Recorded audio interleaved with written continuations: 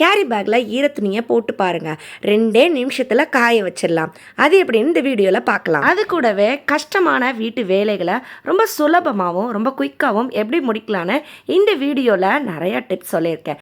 Hello friends, welcome back to Nallimani cooking. இப்போ நம்ம டேரெக்டாக வீடியோக்குள்ளே போயிடலாங்க. நம்மளோட கேஸ் ஸ்டவ்வில் ஏதாவது ரிப்பேர் இருந்தாலோ ஏதாவது அடைப்பு இருந்தாலோ நம்ம கேஸ் ஸ்டவ் மேலே வைக்கிற பாத்திரங்கள் அடி பிடிச்சி கறி பிடிச்ச மாதிரி இருக்கும்.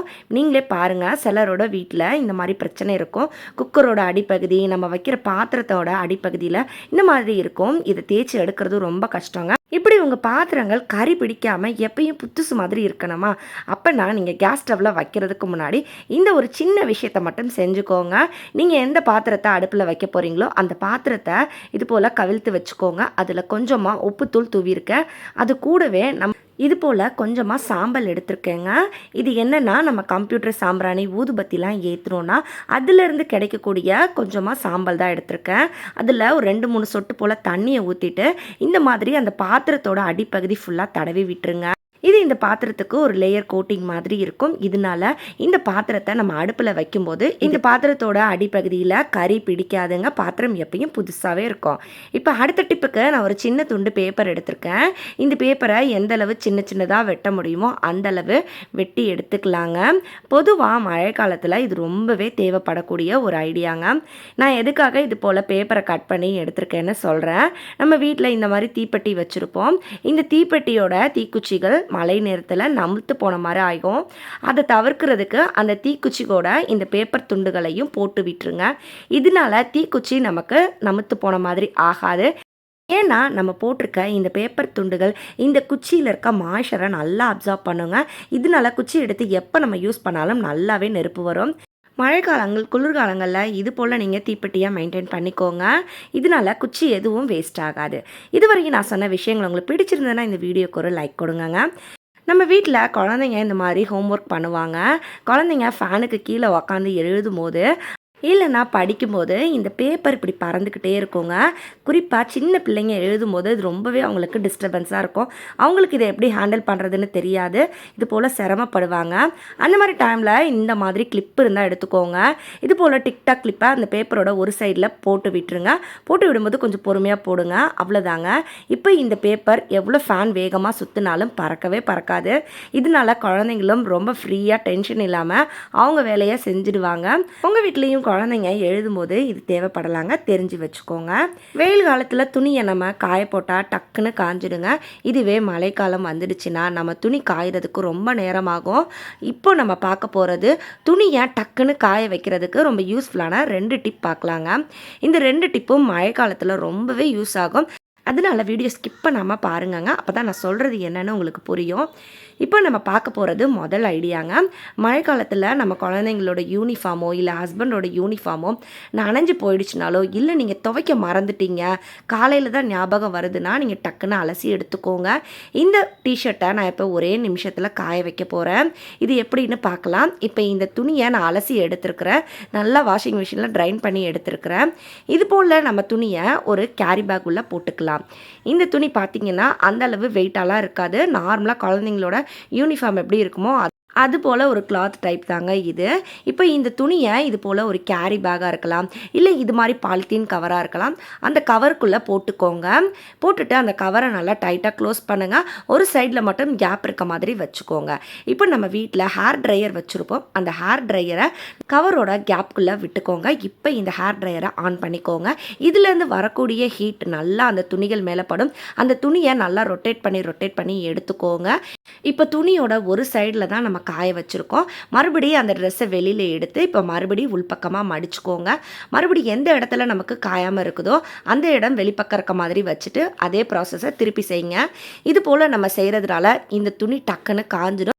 மழைக்காலம் மட்டும் இல்லைங்க, வெயில் காலத்தில் கூட சில நேரம் நம்ம துணியை துவைக்க மறந்துடுவோம். குறிப்பாக இந்த மாதிரி யூனிஃபார்ம்லாம் துவைக்க மறந்துட்டீங்க அப்படின்னா அந்த டைமில் இந்த ஐடியாவை யூஸ் பண்ணுங்கள். துணியை டக்குன்னு துவைச்சி உடனே போடணும் அப்படின்னா இந்த ஐடியா ரொம்ப பெஸ்ட்டாக இருக்குங்க. இதை நீங்கள் ஒரு முறை ட்ரை பண்ணி பாருங்கள். என்னைக்காவது ஒரு நாள் உங்களுக்கு இது தேவைப்படலாம். நீங்கள் கேட்கலாம், டைரெக்டாக ஹேர் ட்ரையரை துணி மேலே வச்சு யூஸ் பண்ணலாமேன்னு. அப்படி செய்யும்போது நமக்கு அந்த துணி காய ரொம்ப டைம் ஆகும். இது போல் கவருக்குள்ளே போடும்போது அந்த வெப்பம் எல்லாம் ஒரே சீராக அந்த துணிகளுக்கு கிடைக்கும். அதுக்காக தான் நம்ம கவர் யூஸ் பண்ணியிருக்கோம். இந்த ஐடியா பிடிச்சிருந்தா உங்கள் ஃப்ரெண்ட் அண்ட் ஃபேமிலியோட ஷேர் பண்ணிக்கோங்க. அவங்களும் தெரிஞ்சுக்கட்டும். அவங்களுக்கும் இது ரொம்ப யூஸ்ஃபுல்லாக இருக்கும். அடுத்து பார்க்க போகிறது, மழை நேரத்தில் துணி காய வச்சோன்னா எப்போ மழை வருதுன்னே தெரியாது. அதனால துணியை நம்ம கொடியில் போட்ட ஒரு அரை மணி நேரத்திலே துணி காயணும் அப்படின்னா இந்த ஐடியாவை ட்ரை பண்ணுங்கள்.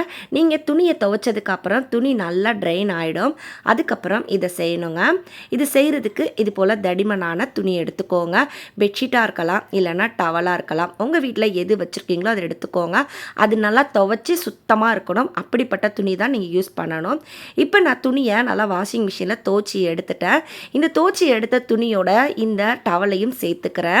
இந்த டவலை சேர்த்துட்டு இதை க்ளோஸ் பண்ணிவிட்டு மறுபடியும் நம்ம இந்த துணியை ட்ரையர் மோடில் போடுறோங்க.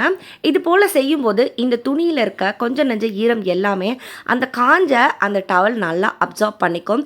இந்த டவல் நல்லா வெயிட்டாக இருக்கிறதுனால அதோட ஈரம் எல்லாத்தையும் இது உறிஞ்சி எடுத்துக்கும். இதனால இந்த துணியில் அந்த அளவு ஈரம் இருக்காது. இது காயறதுக்கு ரொம்ப நேரம் டைம் எடுத்துக்காது. ஒரு அரை மணி நேரம் கொடியில் போட்டாலே போதும். உங்கள் துணி நல்லா காஞ்சி போயிடுங்க. துணியில் ஈர வாடை இருக்காது, கெட்ட வாடையும் வராது. இதை நீங்கள் வீட்டுக்குள்ளே கூட காய போட்டுக்கலாம். அப்படி இல்லைனா நீங்கள் வெளியில் கொடியில் எதுலனாலும் போடலாம். இது காயறதுக்கு ரொம்ப குறைவான நேரம் தான் எடுத்துக்கும். இனி மழைக்காலத்தில் துணி டக்குன்னு காய வைக்கணும்னா இந்த ஐடியாவை ஃபாலோ பண்ணி பாருங்கள்.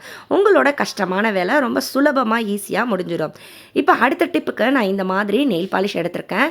நம்ம வீட்டில் பழைய நெயில் பாலிஷ் வச்சுருப்போங்க. அந்த நெயில் பாலிஷ் பாட்டிலை நம்ம ஓப்பன் பண்ணலான்னா அது ரொம்ப டைட்டாக இருக்கும். ரொம்ப நாளாக யூஸ் பண்ணாமல் இருக்கிறதுனால இது ரொம்ப ஹார்டாக டைட்டாக பிடிச்சிருக்கும்.